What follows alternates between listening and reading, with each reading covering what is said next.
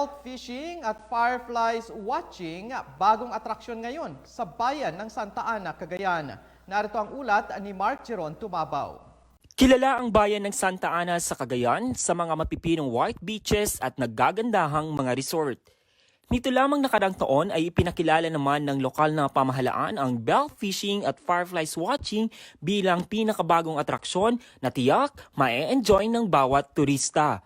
Tampok sa Barangay Jora, Zinungan, ang belt fishing kung saan personal mong mararanasan ang panghuli ng isdang beltfish o kilala sa tawag na espada o bulong-unas sa mga Ilocano.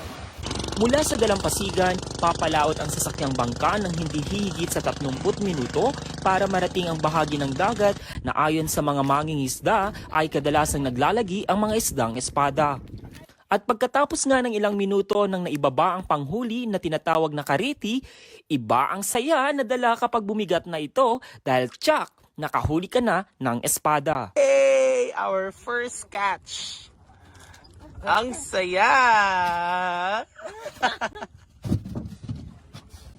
At pagkatapos nga ng higit isang oras sa laot, ang mga mahuhuling isdang espada ay lulutuin naman ng mga asawa ng Jora Zinungan Belt Fishing Association para sa inyong pananghalian. Mula sa dagat, ang next adventure naman ay sa kapatagan ng Barangay Kasagan kung saan naghihintay ang mga fireflies o alitaptap na magwe-welcome sa inyo. Ang fireflies watching nga ay isang one-of-its-kind experience dahil maliban sa maaaliw ka sa mga pailaw ng alitaptap, ay binabalik ka nito sa iyong pagkabata. Kaya ngayong summer, idagdag na sa inyong bucket list ang belt fishing at fireflies watching sa Santa Ana, Cagayan, your adventure paradise. Mula dito sa Santa Ana, Cagayan, Mark Jeron Tumabaw para sa PIA News Break.